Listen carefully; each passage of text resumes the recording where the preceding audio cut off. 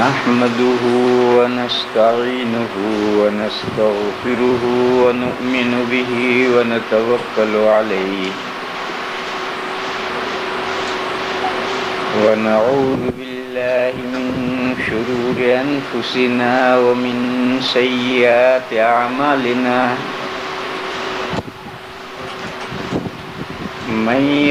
ان سے کہو لے کر کے یہیں آ جائیں، آ کر پیئیں بیٹھ کر اپنی چائے وائے لے کر یہیں آ جائیں۔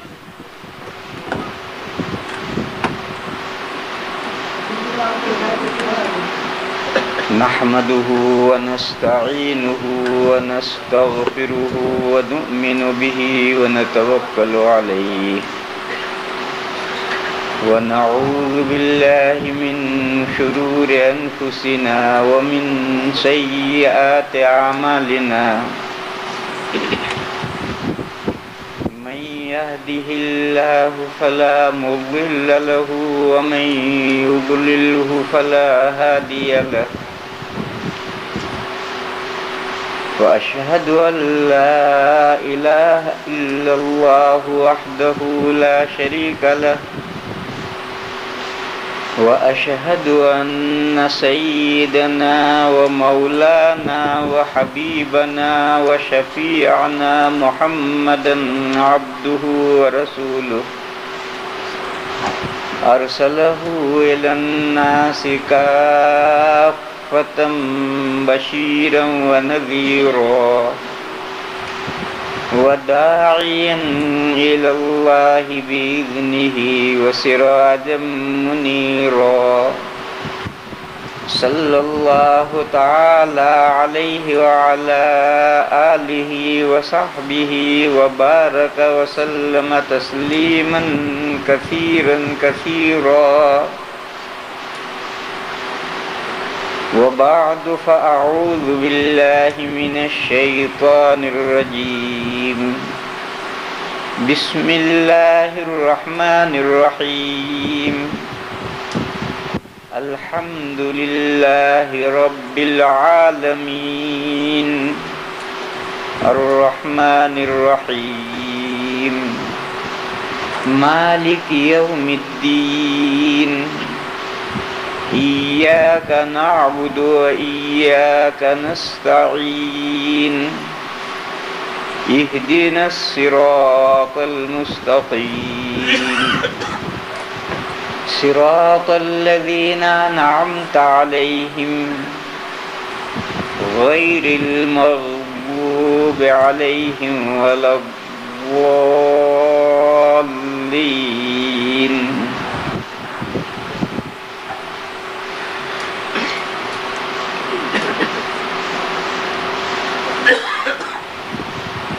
بزرگوں اور بھائیوں، یہ ایک غیر متعلق بات ہے، جو موضوع چل رہا ہے اس سے غیر متعلق بات ہے۔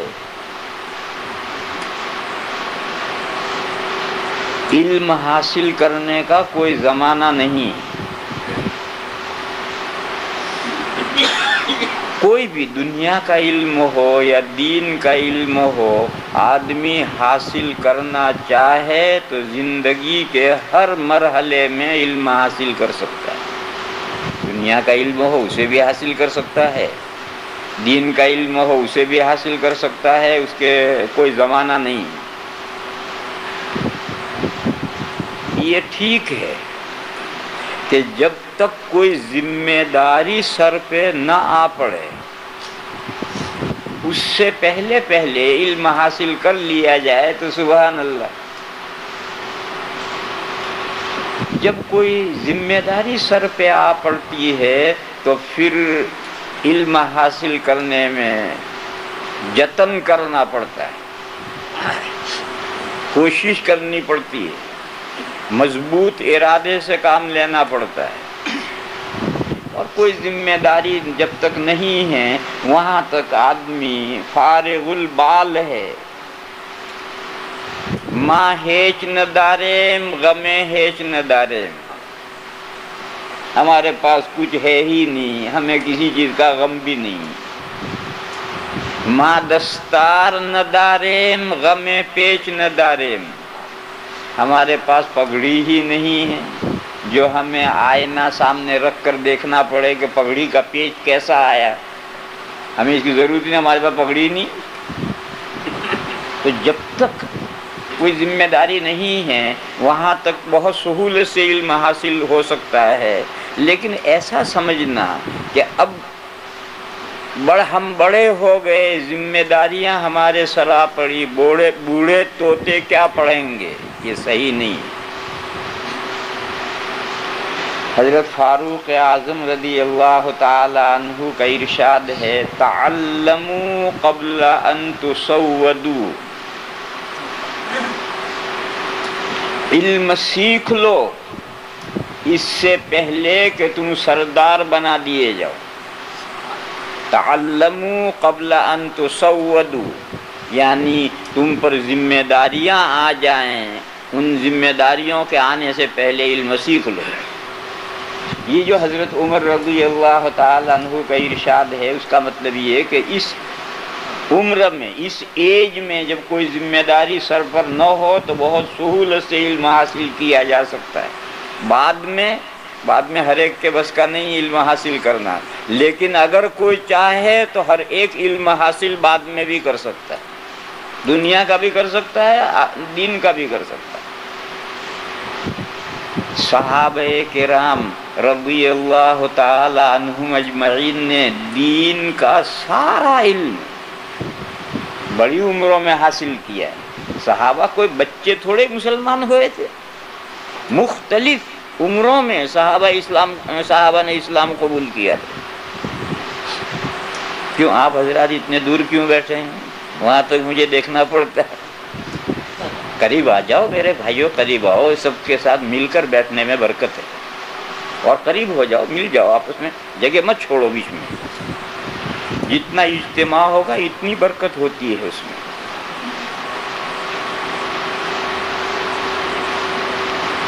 تو میں یہ کہہ رہا تھا کہ صحابہ کرام رضی اللہ تعالی عنہم اجمعین نے مختلف زمانوں میں علم حاصل کیا ہے۔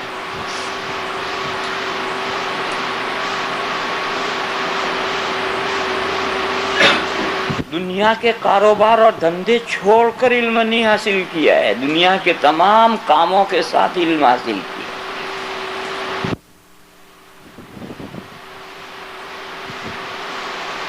جب صحابہ دنیا کے سارے کام، کھیتی وہ کرتے تھے، کھیتی صحابہ کرتے تھے، تجارت بزنس صحابہ کرتے تھے، جہاد صحابہ کرتے تھے، سارے ہی کام وہ کرتے تھے، اور سارے کاموں کے ساتھ دین کا مکمل علم حاصل کیا، قرآن حفظ کیا، قرآن کا ناظرہ پڑھا، قرآن حضور سے سیکھا، سمجھا، حضور کی حدیثیں یاد کی، ان میں غور و فکر کیا، سارا ہی دین صحابہ نے مشاغل کے ساتھ حاصل کیا ہے۔ تو جب صحابہ مشغلوں کے ساتھ سارا دین حاصل کر سکتے ہیں تو ہم کیوں نہیں کر سکتے؟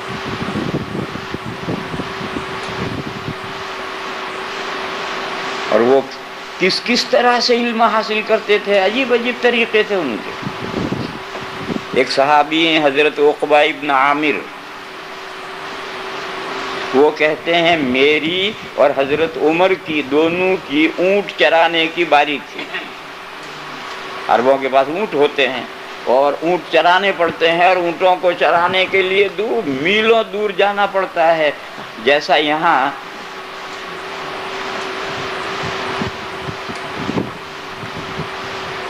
یہاں ہرا بھرا ملک ہے، عرب ایسا ہرا بھرا ملک نہیں، کہیں کہیں درخت ہیں، تھوڑے سے پتے، تو درختوں کو چرانے کے لیے میلوں جانا پڑتا ہے۔ صبح اونٹ لے کر چلیں گے تو شام کو نہیں، عشاء کے وقت اونٹ لے کر واپس آئیں گے۔ تو حضرت عقبہ ابن عامر فرماتے ہیں کہ میری اور حضرت عمر رضی اللہ تعالی عنہ کی اونٹ چرانے کی باری تھی۔ ایک دن دونوں کے اونٹ لے کر میں چرانے چلا جاتا تھا، اور حضرت عمر دن بھر حضور کے پاس مسجد نبوی میں رہتے تھے اور علم حاصل کرتے تھے۔ رات کو حضرت عقبہ جب اونٹ چرا کر گھر آئیں گے تو دن بھر میں جتنی باتیں انہوں نے حضور سے سنی ہے وہ سب ان کو بتا دیں. دوسرے دن دونوں کے اونٹ لے کر کے حضرت عمر چرانے چلے گئے اور دن بھر حضرت عقبہ حضور کی مجلس میں رہتے تھے اور دن بھر میں جتنی باتیں پڑھتے تھے، سیکھتے تھے، جانتے تھے، رات کو جب حضرت عمر اونٹ لے کر آ جائیں تو وہ ساری باتیں ان کو بتا دیتے. اونٹ بھی چرانے ہیں، اونٹ چرائیں گے نہیں تو کیسے کام چلے گا، اور علم بھی حاصل کرنا ہے تو ڈیوٹی بنا رکھی. کام سے فارغ ہوئے، تھوڑا سا آدھا گھنٹہ بچ گیا، دوڑ کر مسجد نبوی میں پہنچ گئے. وہاں تعلیم و تعلم کے حلقے لگے ہوئے ہیں، پڑھنا پڑھانا ہو رہا ہے. گھنٹے پر بیٹھ گئے اور جا کر 1 گھنٹے میں جتنا علم حاصل کرنا تھا حاصل کر لیا. عام صحابہ ایسا ہی کرتے کہ جو کام سے فرصت ملی فوراً مسجد نبوی میں پہنچ گئے. حضرت ابو ہریرہ رضی اللہ تعالی عنہ بہت حدیثیں بیان کرتے ہیں. تو کسی نے ان سے ایک سوال کیا کہ آپ قدیم الاسلام تو نہیں ہو، سن 7 ہجری میں مسلمان ہوئے ہیں حضرت ابو ہریرہ، اور 4 سال حضور کی خدمت میں رہے ہیں، اور دوسرے صحابہ بہت پہلے مسلمان ہوئے ہیں، تو وہ لوگ تو اتنی حدیثیں بیان نہیں کرتے، آپ اتنی حدیثیں کہاں سے بیان کرتے ہیں؟ تو انہوں نے 2 وجہ بیان کی کہ میں اتنی حدیثیں اس لیے بیان کرتا ہوں کہ میرے بھائی انصار وہ باغوں میں اور کھیتوں میں مشغول رہتے تھے.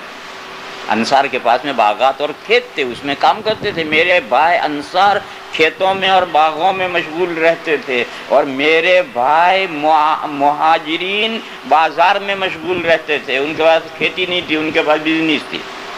تو مہاجرین بازار میں مشغول ہیں، انصار کھیتوں میں باغوں میں مشغول ہیں. میرا نہ باغ تھا نہ میرا کوئی کاروبار تھا، مجھے تو صرف روٹی چاہیے 2 وقت، اس کے لیے میں مسجد نبوی ہی میں پڑا رہتا تھا. مسجد نبوی میں ایک چبوترا تھا،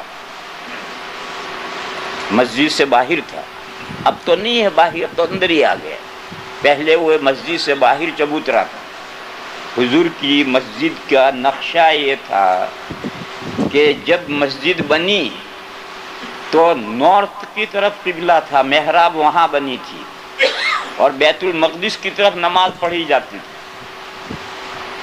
تو ساؤتھ یہ مسجد کا پچھلا حصہ تھا، محراب ادھر ہے نارتھ کی طرف. یہ جو ساؤتھ کا حصہ ہے، یہ جو مسجد کا پچھلا حصہ ہے، یہاں حضور کے لیے تمام کمرے بنے تھے، پوری لائن کمروں کی بنی تھی. پھر جب یہاں سے لائن یوں مڑتی تھی تو پہلا کمرہ حضرت ابو بکر کا بنا تھا، پھر حضرت عمر کا بنا تھا، پھر حضرت عباس کا، دوسرے کمرے بنے تھے.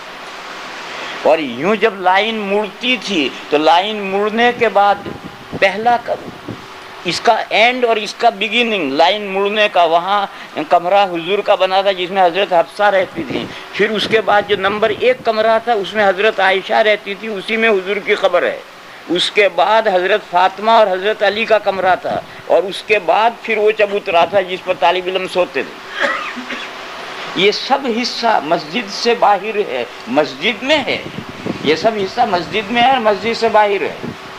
یعنی جس کو ہم عبادت خانہ کہتے ہیں، خاص پروں پر نماز پڑھنے کی جو جگہ اس میں نہیں، لیکن مسجد کے احاطے میں. پھر 16-17 مہینے کے بعد میں تحویل قبلہ ہوئی، اور محراب ادھر نارتھ میں سے ساؤتھ میں آ گئی، کیونکہ مدینہ سے بیت اللہ ساؤتھ کی طرف ہے، جنوب کی طرف. یوں حضور کے سارے کمرے سامنے آ گئے، جدار قبلی میں آ گئے. ورنہ قبلے کی دیوار میں امام کا کمرہ بھی نہیں بنایا جاتا، یہاں قبلے کی دیوار میں تھوڑی امام کا کمرہ بنایا جاتا، ادھر بناتے. پھر حضور کے سارے گھر قبلے کی دیوار میں کیسے؟ وہ قبلے کی دیوار میں یوں آ گئے تھے. جس وقت وہ کمرے بنے تھے اس وقت یہ بیک سائڈ تھی، قبلہ ادھر تھا. پھر وہاں سے قبلہ جب یہاں چلا آیا تو یہ مکان سب سامنے ہو گئے. مگر حضور نے ان کو نہیں توڑا. کیوں نہیں توڑا؟ اس لیے کہ یہ حضور کے بعد وقف ہو جانے والے ہیں، یہ حضور کی ذاتی ملکیت نہیں ہوں گی جو ورثہ میں تقسیم ہو، ایسا نہیں ہوگا۔ انبیاء جو کچھ مملوکہ اپنی ملکیت چھوڑتے ہیں وہ صدقہ ہوتی ہے امت کے لیے۔ تو اب حضور چند دن کے بعد جب حضور دنیا سے چلے جائیں گے تو یہ سارے کمرے مسجد میں ہی آنے ہیں، یہ کمرے یہاں رہنے نہیں ہیں، عارضی ہیں، اس لیے وہ کمرے وہاں رہنے دیے گئے، ان کو نہیں توڑے گئے۔ بہرحال میں یہ کہہ رہا تھا کہ یہ صفہ جو چبوترا ہے یہ مسجد میں ہے اور مسجد میں نہیں ہے۔ اسی طرح اس مسجد کے جب یہ ادھر قبلہ چلا آیا تو اب ادھر جو بیک ہو گیا، اس بیک میں اور احاطہ تھا، مسجد کا احاطہ تھا، اسی احاطے میں مسلل جنائز تھا، جنازے پڑھنے کی جگہ ادھر الگ مسجد کے احاطے میں بنی ہوئی تھی، اور اتنی جگہ تھی کہ اس کی ایک صف میں تقریباً 100 آدمی کھڑے ہوتے تھے۔ ایسا جنازوں کی نماز پڑھنے کی جگہ بنی ہوئی تھی، یہ سب احاطہ ہے۔ جیسے آپ حضرات نے ہندوستان میں دیکھا ہے کہ مسجد کا ایک احاطہ ہے، اس میں وضو خانہ بھی ہے، غسل خانہ بھی ہے، بیت الخلاء بھی ہے، خالی جگہ بھی پڑی ہے، امام کا کمرہ بھی ہے، کچھ کرائے پر دینے کے بھی کمرے ہوتے ہیں، یہ سب مسجد کہلاتی ہے۔ ہمارے یہاں ہندوستان میں ایک ادب سکھلایا گیا ہے، یہ مت کہو میں مسجد میں پیشاب کر کے آتا ہوں،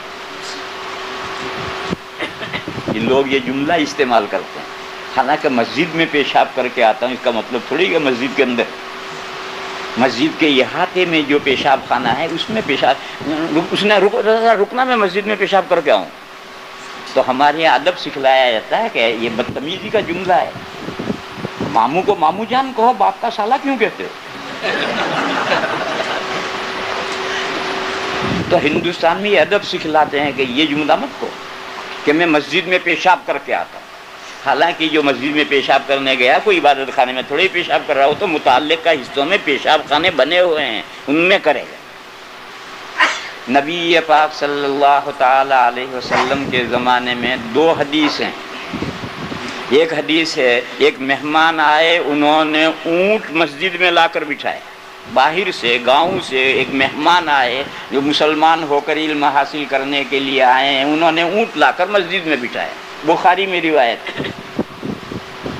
بعض ضرورت سے زیادہ عقل مند یہ سمجھتے ہیں کہ وہ نماز پڑھنے کی جو جگہ عبادت خانہ وہاں اونٹ بٹھائے، تو بھینسیں باندھو مسجد میں۔ بعض عقل کے کورے ایسا سمجھتے ہیں اس حدیث کو۔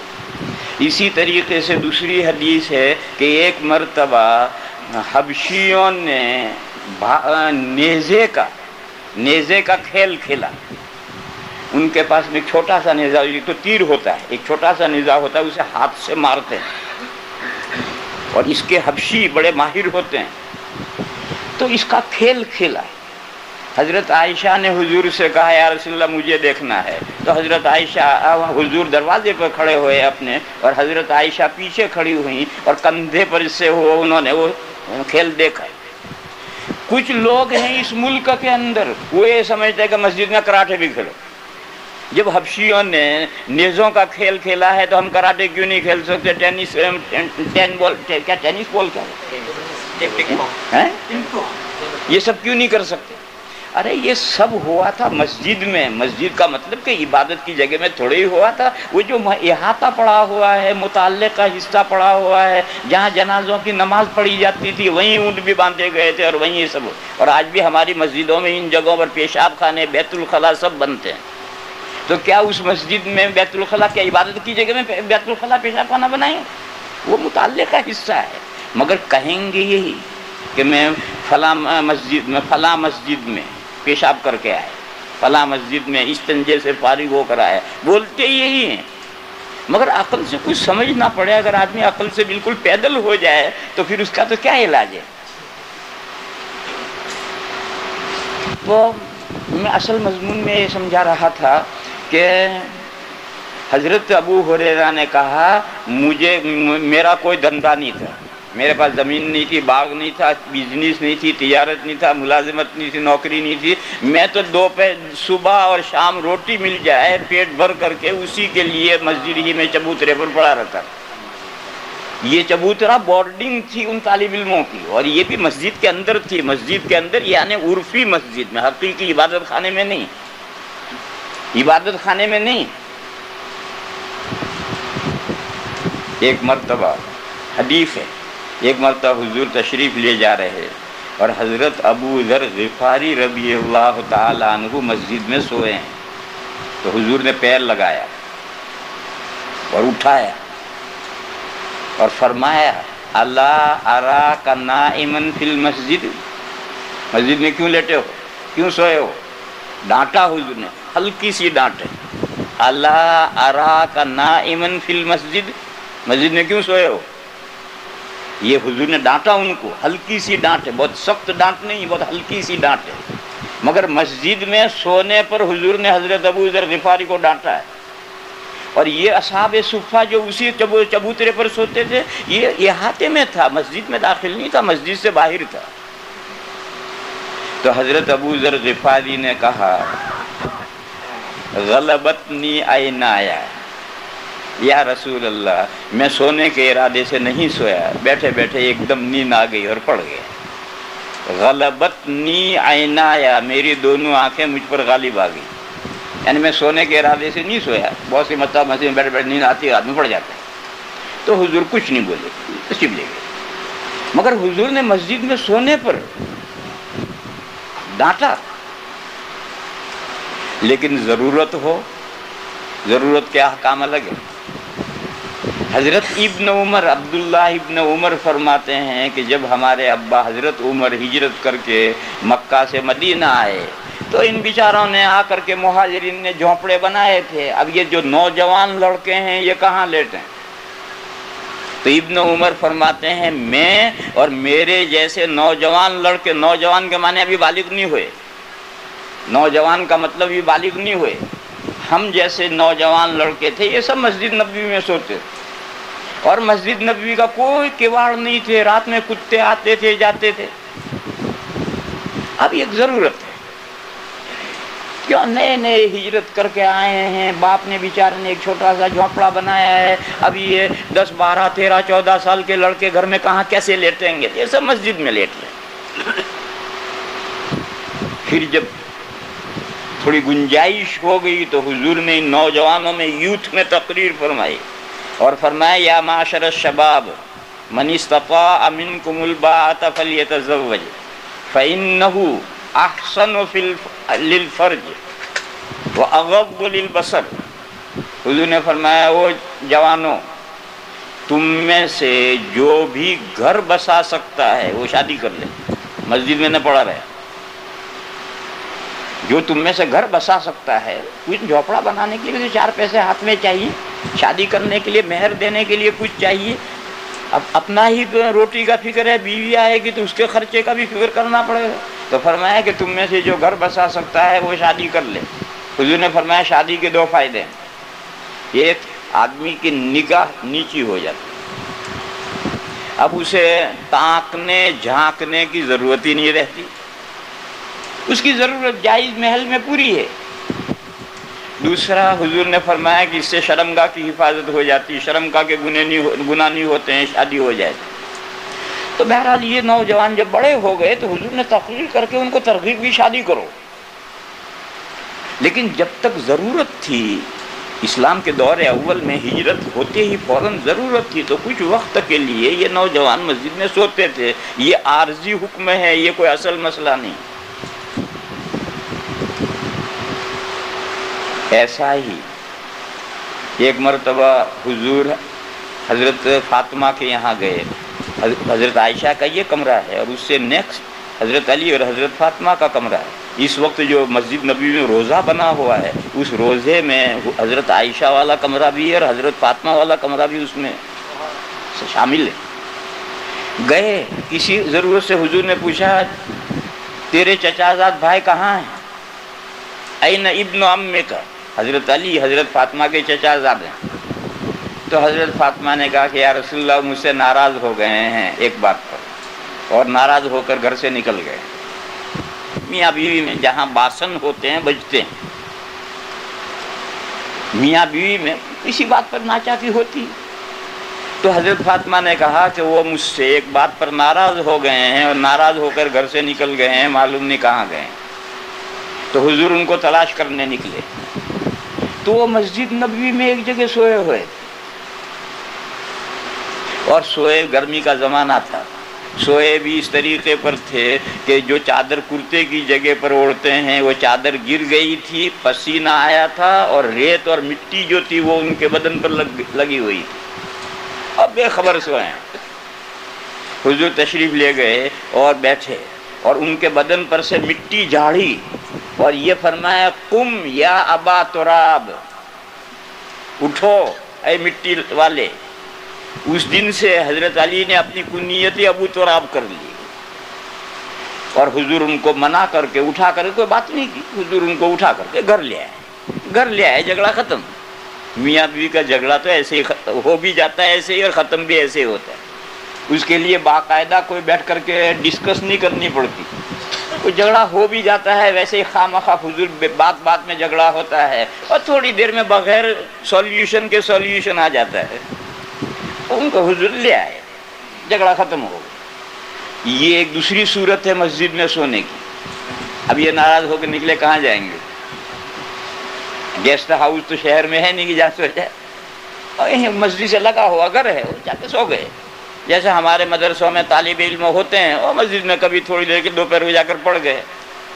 اسی سے علماء نے مسئلہ لیا ہے کہ مسافر مسجد میں سو سکتا ہے، اس کا کوئی گھر نہیں، بیچارہ کہاں سوئے گا، لہذا وہ مسجد میں سو سکتا ہے۔ تو یہ تو درمیان میں دوسری باتیں آ گئی ہیں۔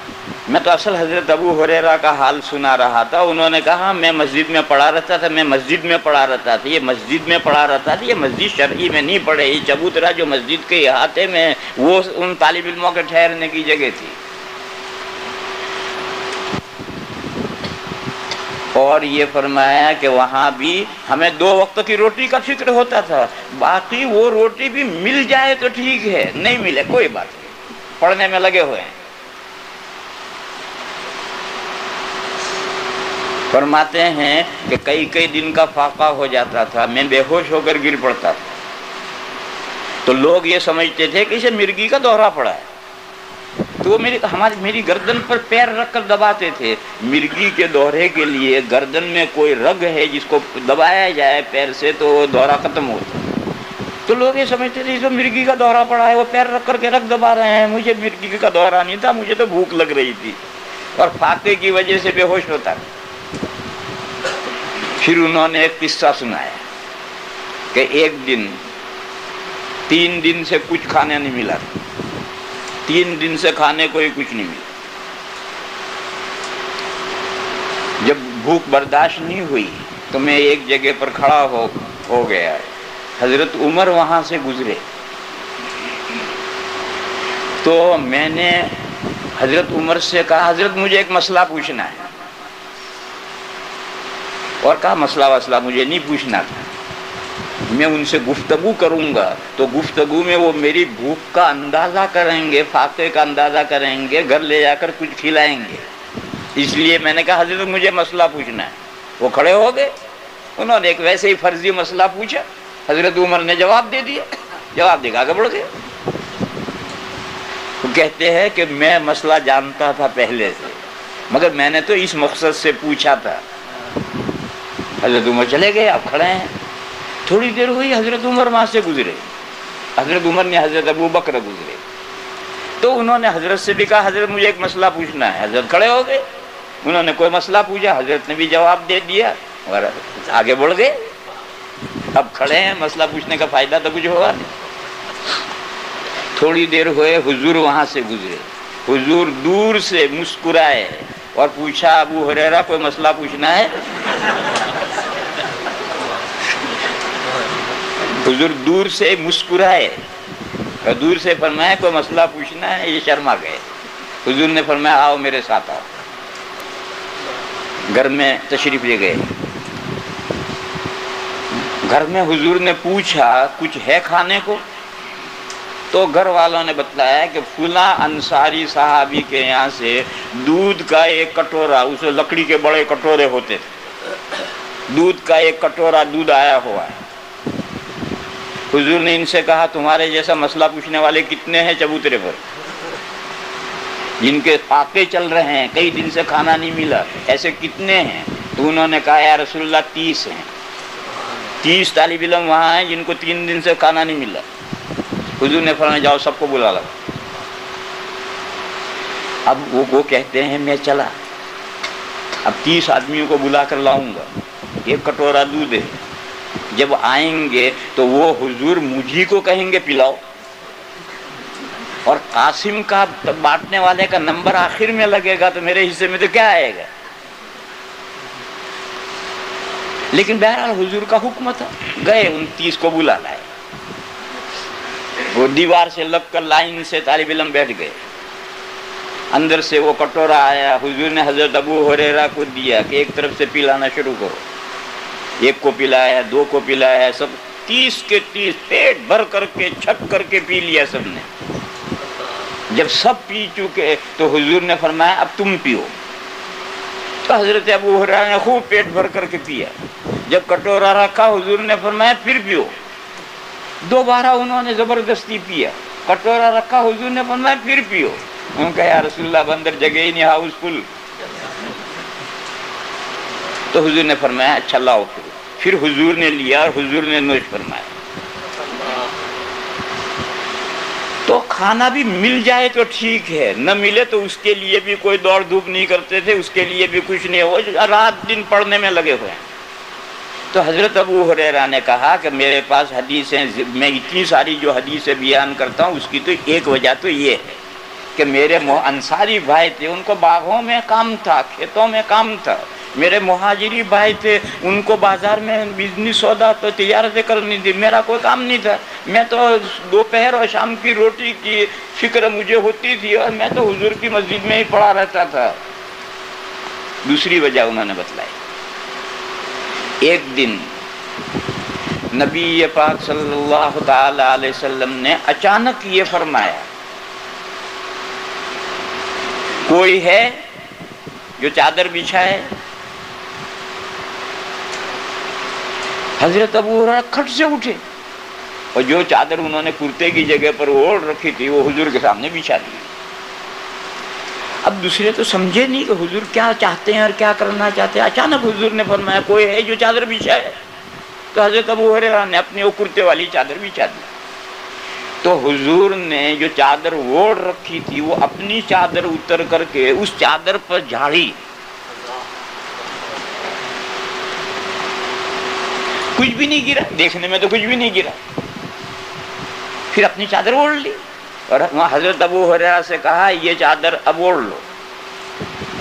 چنانچہ انہوں نے چادر جما کر پہلے سینے سے لگائی پھر اوڑھ لی۔ کہتے ہیں اس واقعے کے بعد میں نے جو حضور کا ارشاد سنا کوئی ارشاد نہیں بھولا۔ اب یہ چانس دوسرے صحابہ کو نہیں ملا تھے، جس کی قسمت ہے وہ لے گیا۔ اس وقت دوسرے صحابہ بھی تھے مگر ان کی قسمت میں چانس تھا، یہ لے گئے۔ تو کہا یہ 2 وجہ ہیں جس کی وجہ سے مجھے اتنی حدیثیں یاد ہیں۔ دوسرے صحابہ بھی حدیثیں سنتے تھے مگر انسان کے ساتھ اللہ نے بھول رکھی ہے، اور یہ بھول اللہ کی ایک نعمت ہے۔ یہ جو بھول ہے یہ اللہ کی ایک نعمت ہے، اگر یہ بھول نہ ہو تو انسان دنیا میں پنپ نہیں سکتا۔ یہ تو بھول کی برکت ہے کہ ہماری زندگی حوادثات کے بعد نارمل ہو جاتی ہے۔ آپ غور کیجئے، ایک باپ ہے، اس کا اکلوتا بیٹا ہے، مر گیا ہے، کیا حال ہوتا ہے باپ کا؟ اگر باپ اپنے بیٹے کے موت کا یہ صدمہ نہ بھولے تو ہفتے کے بعد باپ بھی وہیں جائے گا قبرستان۔ مگر ہوتا یہ ہے کہ صدمہ آیا، 24 گھنٹے بہت زور کا صدمہ رہتا ہے، پھر دوسرے دن ہلکا پڑتا ہے، تیسرے دن اور ہلکا پڑتا ہے، پھر مہینے کے بعد تو کبھی کبھی وہ صدمہ یاد آتا ہے، زندگی نارمل ہو گئی، اور سال بھر کے بعد تو کوئی یاد دلائے تو یاد آتا ہے ورنہ یاد نہیں آتا۔ تو بہت بڑا نقصان ہو گیا، لوگ ہارٹ فیل ہو جاتے ہیں۔ مومن ہارٹ فیل تو نہیں ہوگا لیکن نقصان تو بہرحال مومن کا اگر ہوگا تو صدمہ تو اسے بھی ہوگا۔ یہ جس وقت میں پہلا جھٹکا آتا ہے کتنا بڑا سخت صدمہ ہوتا ہے، لیکن پھر آہستہ آہستہ ہفتے 10 دن کے بعد میں آدمی بھول جاتا ہے کہ کیا نقصان ہوا، اور بھول گیا اور زندگی نارمل ہو گئی۔ اپنے ڈگر پر چلنے لگی. یہ بھول بہت بڑی نعمت ہے اللہ کی. اسی بھول کے سہارے ہم یہ دنیا میں زندگی گزارتے ہیں.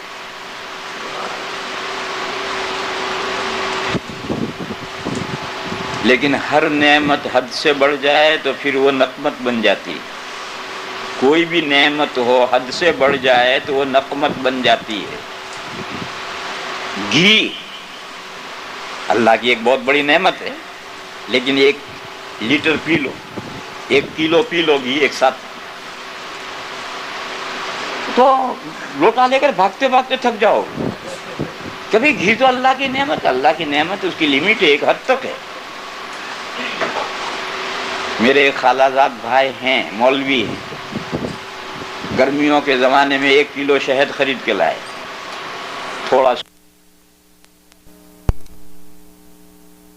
گئے، وہ ہمارے پورے علاقے کے بڑے تھے.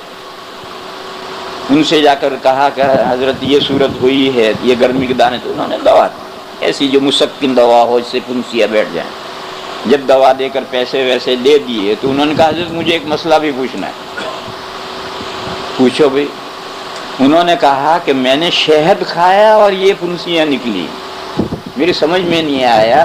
شہد کو تو اللہ نے قرآن میں فرمایا ہے فیہ شفاء للناس، شہد میں لوگوں کے لیے شفا ہے، اور میں تو شہد کھا کر بیمار پڑ گیا.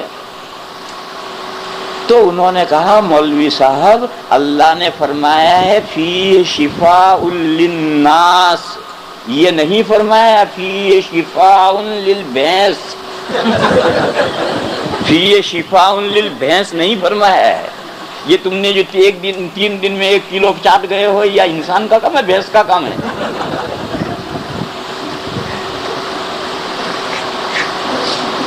تو ہر نعمت، اب غور کی جو بارش کتنی بڑی اللہ کی نعمت اور رحمت، لیکن ایک حد تک. اس حد سے آگے ہو جائے تو پھر وہ طوفان نوح بن جاتا ہے. وہ طوفان نوح بن جاتا ہے.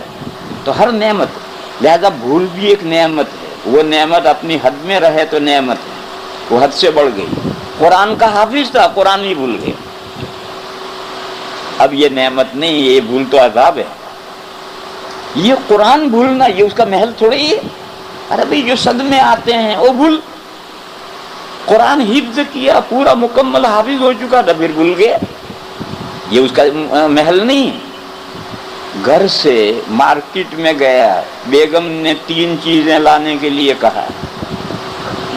دیکھو یہ بیگم ہمارے یہاں ہوتی ہیں، یہاں کوئی بیگم نہیں، یہاں تو سب باغم ہیں.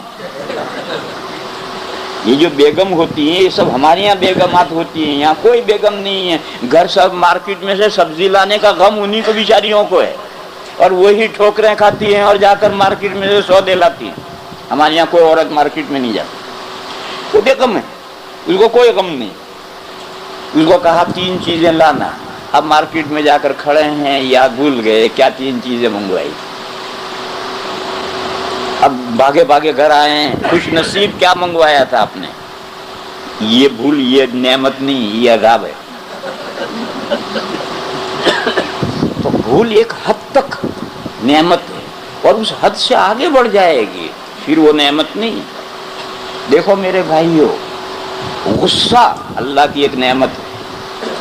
غصہ جو ہے اللہ کی ایک نعمت ہے. دلیل آقائے مدنی کو غصہ آتا تھا. حضور میں بری صفت نہیں ہو سکتی، حضور میں کوئی بری صفت نہیں ہو سکتی. اور حضور کو حدیثوں میں کہ حضور کو غصہ آتا تھا. اگر اللہ کے حکم کی خلاف ورزی کی جائے تو حضور کو اتنا غصہ آتا تھا جیسے رخسار میں انار نچوڑ دیا گیا. تو حضور کو غصہ آتا تھا. معلوم ہو غصہ اچھی چیز. یہ تو دلیل نقلی ہوئی. اور دلیل عقلی یہ ہے کہ اگر غصہ آدمی میں غصہ نہ آئے تو پھر انسان بڑوا بن جائے. اگر انسان کو غصہ نہ آئے تو بڑوا بن جائے گا. اپنی آنکھ سے دیکھے گا اس کی بیوی دوسرے سے مسافے کر رہی ہے، یہ اس کے ہاتھ دبا رہا ہے، یہ اس کے ہاتھ دبا رہی ہے. اس کی بیٹی دوسرے سے مسافے کر رہا ہے، وہ دوسرا اس بیٹی کے ہاتھ دبا رہا ہے، اور یہ بڑوا کھڑا کے ہنس رہا ہے.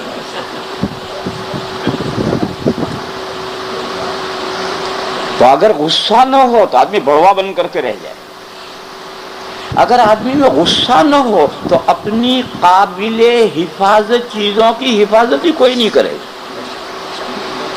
قابل حفاظت چیزیں کیا ہیں؟ 3 ہیں: نفس، مال اور دین. یہ 3 قابل حفاظت چیزیں ہیں: اپنی ذات، اپنا مال اور اپنا دین. حدیث شریف میں ہے: من قتل دون دمه فهو شہید ومن قتل دون ماله فهو شہید ومن قتل دون دینه فهو شہید. تو قابل حفاظت 3 چیزیں ہیں: آدمی کی اپنی ذات، مال، مذہب. تو اگر غصہ ہی نہ آئے تو ان 3 چیزوں کی حفاظت ہی انسان نہیں کر سکتا. لیکن میرے بھائیوں، غصہ ایک حد تک نعمت ہے اللہ کی. حد سے بے حد ہو جائے تو یہ کوئی نعمت نہیں، پھر وہ مصیبت ہے. غصہ آ گیا، گائے پر بھینس پر مار مار کے جان سے مار ڈالا. یہ کون سی عقل مندی کی بات ہے؟ وہ ایک مولانا صاحب تھے، ان کے دماغ کا ایک اسکرو ڈھیلا تھا. وہ مطالعہ کر رہے تھے لالٹین بھٹکی، تو انہوں نے یوں گھور کر دیکھا،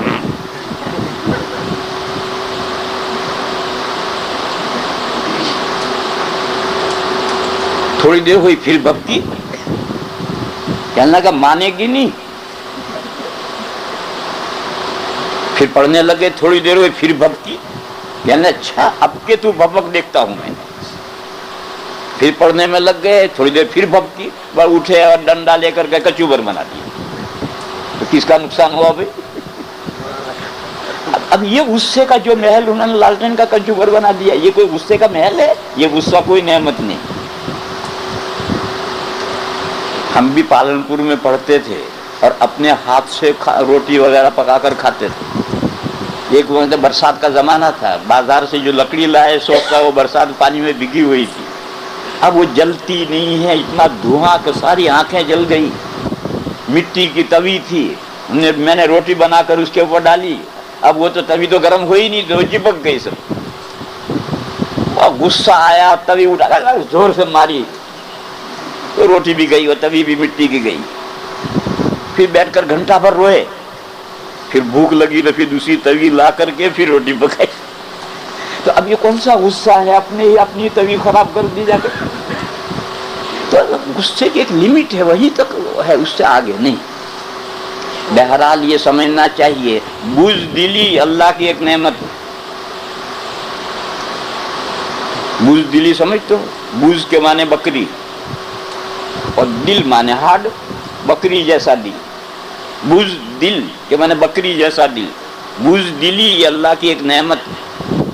اگر آدمی میں بزدلی نہیں ہوگی تو وہ خطروں کی جگہ میں چھلانگ لگائے گا، بغیر ڈیفینس، اپنا بچاؤ کیے بغیر خطروں کی جگہ میں چھلانگ لگائے گا. یہ ہر انسان میں اللہ نے بزدلی رکھی ہے. اس بزدلی کی وجہ سے خطروں کی جگہ میں اترتا ہے، لیکن اپنی پوری تیاری کر کے اترتا ہے. پھر جو ہونا ہے ہوگا. خود نبی پاک صلی اللہ تعالی علیہ وسلم غزوہ احد میں جب میدان میں اترے ہیں تو لوہے کے 2 کرتے حضور نے اوپر تلے پہن رکھے تھے. کیوں؟ معرکہ بڑا سخت تھا. غرض سمجھنے کی بات یہ ہے کہ اللہ نے جو صفت ہمارے اندر رکھی ہے کوئی بری صفت نہیں. بخیلی اللہ کی ایک بہت بڑی نعمت ہے. اور اگر بخیلی ہمارے پاس نہ ہو تو جیسے بھینسوں کے پاس، گھوڑوں کے پاس، کبوتروں کے پاس، کوؤں کے پاس کوئی بیلنس نہیں ہے، ہمارے پاس بھی کوئی بیلنس نہ ہو. یہ تو بخیلی کی صفت ہے جس کی وجہ سے ہمارے پاس بیلنس ہے. مگر اسی طریقے سے مہربانی اللہ کی ایک نعمت ہے، مگر ایک حد تک نعمت ہے، اس سے آگے چلی جائے گی پھر مہربانی نعمت نہیں ہے. سانپ پر مہربانی کرنا یہ کون سی نعمت ہے؟ وہ تمہیں کو ڈسے گا. تو مہربانی ایک نعمت ہے. سخاوت ایک نعمت ہے، اچھی صفت ہے، مگر ایک حد تک ہے. قرآن کریم نے فرمایا کہ وَلَا تَبْسُطْهَا كُلَّ الْبَسْطِ فتقعد ملوما محسورا، اگر سارا ہاتھ مٹھی بالکل کھول دو گے تو ہمت ہار کر بیٹھ جاؤ گے، تمہارے پاس ڈھیلا نہیں رہے گا۔ تو سخاوت ایک اللہ کی نعمت ہے، مگر ایک حد تک ہے۔ تو صفات حسنہ اور سیئہ جو کہتے ہیں وہ کہتے ہیں، باقی اللہ نے جتنی صفتیں ہمارے اندر رکھی ہیں سب اللہ کی نعمت ہے ایک حد تک، اس حد تک آگے جائیں گی پھر وہ نعمتیں نہیں۔ تو اصل مضمون تو میں یہ بیان کر رہا تھا کہ بھول اللہ کی ایک نعمت ہے مگر وہ ایک حد تک ہے۔ اسی لیے آخرت میں یہ بھول ختم ہو جائے گی، کیوں؟ آخرت میں پنپنے کے لیے بھول کی کوئی ضرورت نہیں۔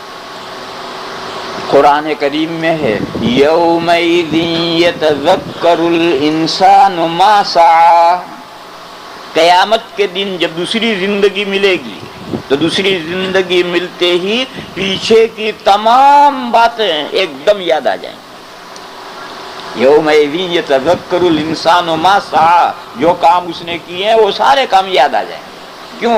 آخرت میں بھول کی ضرورت نہیں، جب بھول کی ضرورت نہیں رہے گی تو پچھلی ساری بھولی ہوئی باتیں یاد آ جائیں۔ تو آدمی بھولتا ہے، ہم صبح سے شام تک کتنی چیزیں پڑھتے ہیں، وہ ساری تھوڑی یاد رہتی ہیں، کچھ یاد رہتی ہیں کچھ بھولتے ہیں۔ تو دیگر صحابہ بھی باتیں حضور کی سنتے تھے، بھولتے تھے۔ حضرت ابو ہریرہ کے ساتھ امتیاز وہ چادر والا واقعہ پیش آیا، اس کے بعد وہ فرماتے ہیں میں نے حضور کی جو بھی بات سنی یاد ہو گئی، پھر میں بھولا نہیں۔ تو کہا یہ دو وجہ ہیں، یہ ایک تو ہر وقت حضور کی خدمت میں پڑا رہتا تھا، اور ایک یہ معجزہ پیش آیا، ان دو وجہ سے مجھے بہت زیادہ حدیثیں یاد ہیں اور میں بیان کرتا ہوں۔ تو خیر اصل مضمون تو میں یہ بیان کر رہا تھا کہ تمام صحابہ نے دنیا کے دھندوں کے ساتھ دین سیکھا ہے۔ باغ والوں نے باغوں کی پرداخت کی ہے، کھیت والوں نے کھیتوں کی کاشت کی ہے، بزنس والوں نے کاروبار کیے ہیں، سب کاموں کے ساتھ دین سیکھا ہے۔ لہذا میرے بھائیوں دین سیکھو، دنیا تو آپ سیکھتے ہی ہیں، اپنی ضرورت کی سب حضرات سیکھے ہوئے ہیں، لیکن دین سیکھو، اس کے لیے وقت نکالو۔ اگر روزانہ آدھا گھنٹہ نکال لو تو بھی انشاءاللہ کام ہو جائے گا۔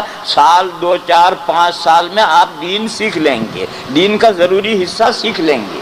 اور اس ملک میں اب قحط سالی نہیں ہے، اب الحمدللہ اس ملک میں علماء آ گئے ہیں، بہت جید اچھی استعدادوں والے بھی علماء ہیں، لہذا ان میں سے جو معتبر علماء ہیں ان کا انتخاب کرو اور تھوڑا وقت نکال کر دین سیکھو۔ اگر خود دین نہیں سیکھو گے تو اس ملک میں گمراہیاں بھی اتنی ہیں کہ تم ان گمراہیوں سے بچ نہیں سکو گے۔ ڈائریکٹ قرآن و حدیث کے قریب جب تک نہیں جاؤ گے گمراہیوں سے بچ نہیں سکو گے۔ صبح اور شام معلوم نہیں کون شخص قرآن و حدیث کے نام پر کیا پٹی پڑا دے۔